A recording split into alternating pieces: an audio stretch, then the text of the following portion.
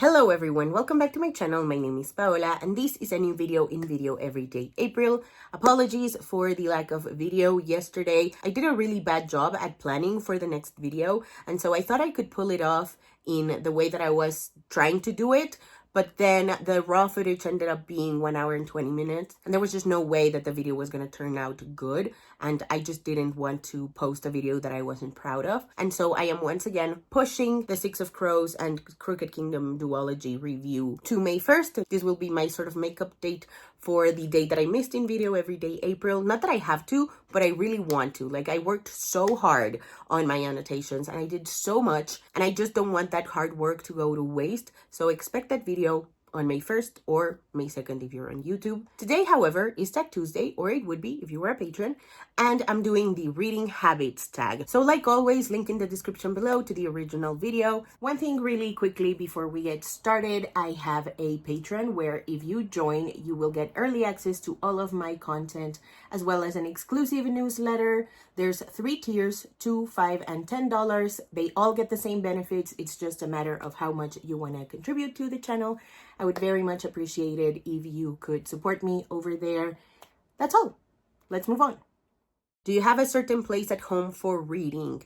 Not really. I read on my bed if I read an ebook or an audiobook, because the light doesn't really hit my bedroom when I have time to read. So like 4 p.m. or something, the light is gone from my bedroom. This is actually the worst lit place in the entire house. So it's actually a miracle that I figured out how to film here. But anyway, that's besides the point. If I want to read a physical book, I go to either my mom's room, which is the best lit room in the entire home, or I go to the living room or the kitchen, wherever I feel best adjusted for holding a book and being there for like an hour or 2. It depends also on how much time I have on my hands. But these days, I prefer the living room. Question number 2, bookmark or random piece of paper. I actually love my bookmarks. I want to show them off. Not all of them, obviously. First off, a moment of silence for Book Depository. I think I only bought like 2 books or 2 collection of books. I think I got the Infernal Devices series and the Mortal Instruments series by Cassandra Clare. And they sent me mismatched covers for the Mortal Instruments series, and I was so mad about it. And I contacted them and I was like, what the hell? Why can't I get matching covers? And they were like, the ISBN, I don't know, something. These are so cute. I really like this one with the buildings and houses, and this one with the mountains and the road and whatever. I usually use this one when I read fantasy books, just because like I feel like it matches the vibe of a fantasy novel. I have this one. It says Almond Blossom, Vincent van Gogh, that my friend got me from the Van Gogh Museum when she went to Europe. This one that I got from the Book Off, it says Read It, Love It, Share It. Share your pre-loved books with us. This is from a used bookstore in New York City, in Manhattan. I was so happy when I discovered it, and I got so many books from that place. My sister and my aunt were so kind, and they gave me so many books from that bookstore for my birthday. Link in the description below for that book haul. That bookstore gave me so much life. I would have stayed there forever if it had been possible for me. And the best part is that they don't just have books, they also have like tapes, DVDs, CDs. They have everything there. I loved it. These 2 with like pressed leaves or something that my sister got me. I really like these ones as well. I have this magnetic one. This came in a collection with some others, but I don't know where they are anymore. They might be stuck here, but I don't feel them. So there's that. I have this one from the University of Lear, invites you to the College of Literature. Ink is the Blood of Kings. This is from A Study in Drowning by Ava Reed. It came out September 19. For some reason, I thought it came out in October. Yeah, this is one of my favorite books. I love that I have one from the university itself. Obviously, it's a fictional university, but you know. This is another one of my favorite ones. This is from Blue Willow Bookshop from when I went in 2022. And this is one that I made myself for the release of It Sounds Like This by Ana Mariano. This is one for the character Bloom, and it says, if you care about someone, you don't care about them romantically or platonically or sexually. You just care. Question number 3, can you just stop reading, or do you have to stop after a chapter or a certain amount of pages? I can just stop reading, but I don't like to just stop reading. I prefer stopping after finishing a chapter or a section of the book, but I usually prefer to stop after a certain amount of chapters. Question number 4, do you eat or drink while reading? I mostly drink water. I can do a cup of coffee or a cup of tea, but I sometimes forget to do both. I don't know, I'm so focused in the book, especially if I'm reading an ebook or a physical copy.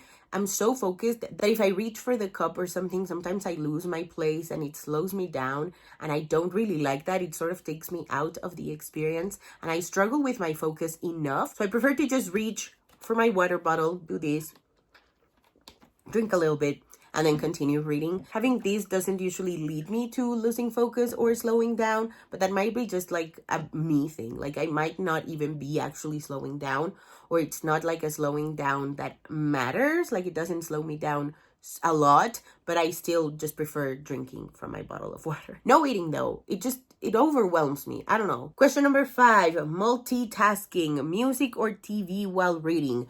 No TV. Oh my God, no TV. Not even when I'm listening to an audiobook and somebody's watching TV in the background. I have to be like 7 feet away or more from the TV to actually concentrate on what I'm reading. And again, it has to be an audiobook. But I do enjoy putting on lo-fi or classical music in the background when I'm reading physical or digital books and I'm struggling to focus. That's when I use like the Pomodoro method the most. It's actually so effective. I've seen some videos that the Pomodoro method is like lying to you because you're not actually like building concentration like the way that you would be working towards walking or running a marathon. And people in the comments, thank God, were like, okay, but I don't have to stretch my focus for like 40 minutes or whatever. I can just do this simple task, walk around the house or up and down the stairs, and then come back and focus. Why do I have to act like my focus is like running a marathon? Question number 6, one book at a time or several at once. I used to be able to juggle like 3 or 4 books at once, like especially during readathons, but now I can't do that anymore. I struggle a lot with my focus now, so I can do just 1 or 2 books at once, and I usually have to read more than 3 chapters before I switch to the second book. Otherwise, I don't know, I feel like I haven't experienced enough of the story to feel attached to it. And so if I just read 1 chapter and then move on to the second one, it's hard for me to feel like I have to finish a book. Question number 7, reading at home or everywhere? Mostly at home. That's where my focus stays put. If I'm outside, I prefer listening to an audiobook or maybe even popping out my ebook on my phone. But I like to people watch and eavesdrop, so that doesn't always make for good reading comprehension. Sometimes I'm like staring at the same sentence or word on my phone or in my e-reader, but I'm just eavesdropping on the conversation next to me. So yeah, it's not ideal if I want to focus. Not even if I'm at a coffee shop by myself. I'm such a nosy person. I prefer to work at home and read at home precisely because I focus better. Question number 8, reading out loud or silently in your head?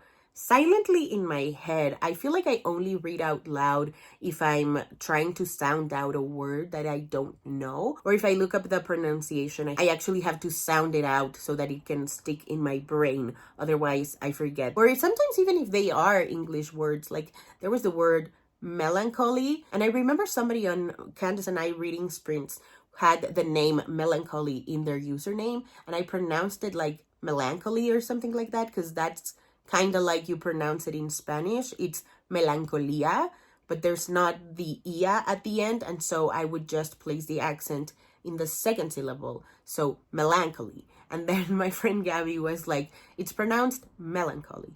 Melancholy. And I had to listen to that audio so many times to like drill it into my brain that you don't say melancholy. It's melancholy. So shout out Gabby for correcting my pronunciation. Question number 9. Do you read ahead or even skip pages? Skip pages? Hell no. What the hell? No. Reading ahead, kinda. Like if a book or if a book series was stressing me out, I would skip ahead and read the final sentence. I don't really mind spoilers like that, especially once again if the book is stressing me out too much. But I don't do that as much anymore. And as for skipping pages, once again, who does that? Why on earth would I skip pages?